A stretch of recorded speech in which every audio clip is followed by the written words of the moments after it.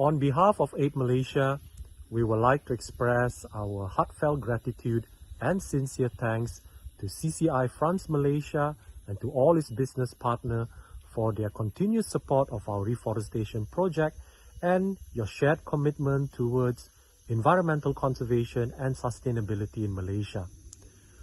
Over the past 2 years, we have collaborated to plant 500 trees here in the Lower Kinabatangan Wildlife Sanctuary. And in the next 4 years, we will continue to nurture these trees to ensure that they will grow healthy and strong so that they're able to recreate back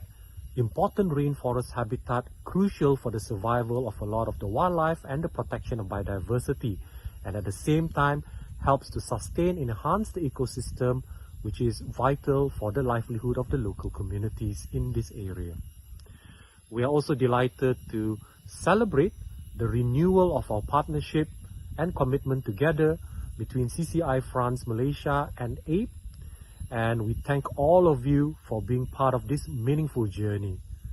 Have a great evening, everybody.